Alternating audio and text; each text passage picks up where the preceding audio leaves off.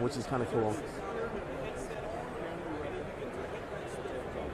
And if you can't move once you've clicked on the table, you can click anywhere else, like just look up and click, and then you can move if you want to move closer.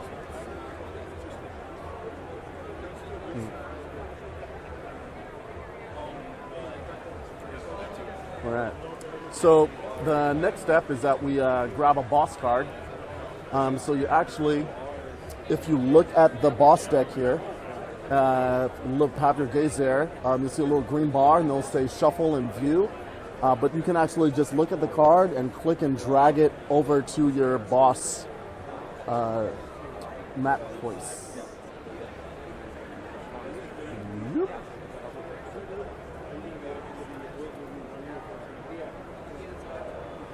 Well, I think you actually dragged it all the way to your tray. Oh. So if you actually click and drag it, put it on the table. Awesome.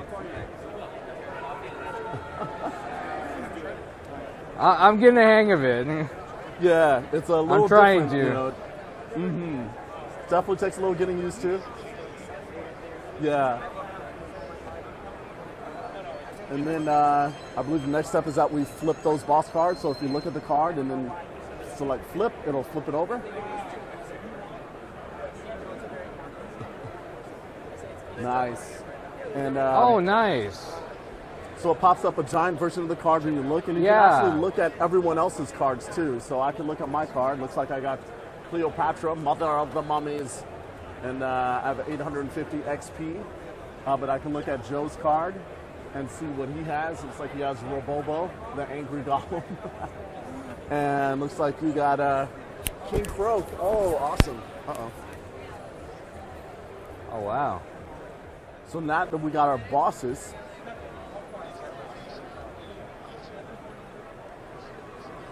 got it. Thank you, bro. Yeah. I believe the next step is that we want to grab a few of the room cards, 5 of these. So kind of like click and drag, you hold the button on the remote, and you want to click on join there. Do you see it?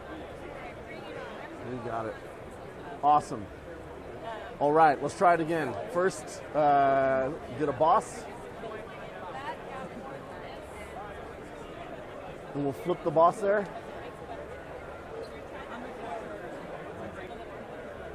We'll get 5 rooms.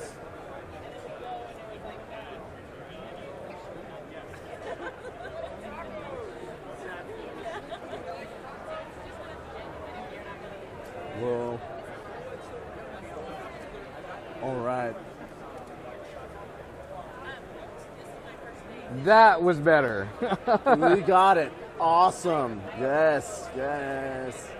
Then we also grab, thumbs up. Woo. And we can also get, I got emojis as well, which is awesome. I want those emojis. Where are those emojis? Oh, let me show you where those are. So actually, you might need to teleport away from the table to see them. So if you teleport over here by this treasure chest with me, you just look at the ground and click over where I am, like around here. Oh, you got it. Ooh, very close. Awesome. If you look down and to your left, you see a bunch of icons down there.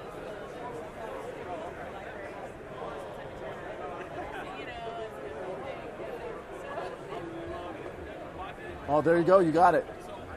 So yeah, nice emoji action. Nice.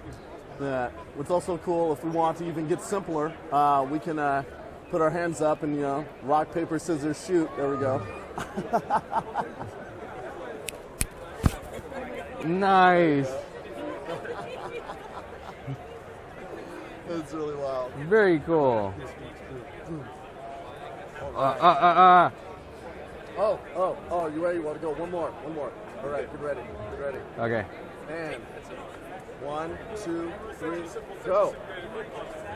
Ha ha. Wait a minute. What was that? All right. So love to get kind of a sense of how the experience is. We'll probably go through the full game here. So, Bruce? Yes. I just played right now. I was checking it out, and it was awesome. I got some Rift Face here, so you told me that's what it's called, Rift Face. Yeah, the Rift Face, yeah. Gotta have it. But yeah, there was a lot of things, and granted, I thought I was going to get sick in there because usually when I play stuff like that, I get motion sickness, but I didn't. Awesome. So I don't know why that worked that way, but that's great. Yeah, that's very intentional. So VR hardware is at the point where it really is very responsive and it's very low latency. So essentially the magic number is 20 milliseconds from the time that you turn your head to the image on the screen changing, and that's important. That's at your human perception level. Mm-hmm. So once you get at around that number, your brain's like, okay, this is what I expect, and this is no problem.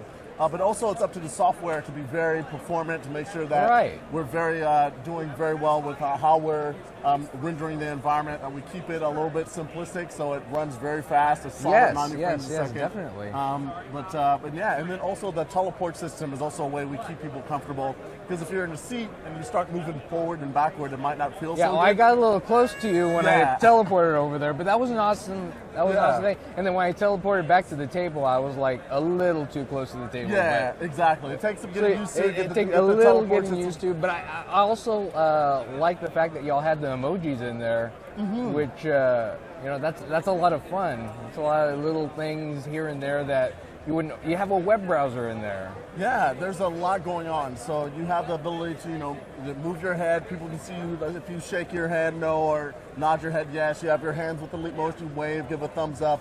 You have emojis that you can pop up over your head, which are neat. And we also played with someone that wasn't even there. Exactly. So I believe he was not even here. Yeah, he's not here at all. He's in Lincoln, Nebraska, I believe, and he's just hanging out in there doing the VR demos for us, which has been really cool. So that's the idea. If your gaming group is scattered across the country after high school or college, you still want to game it up.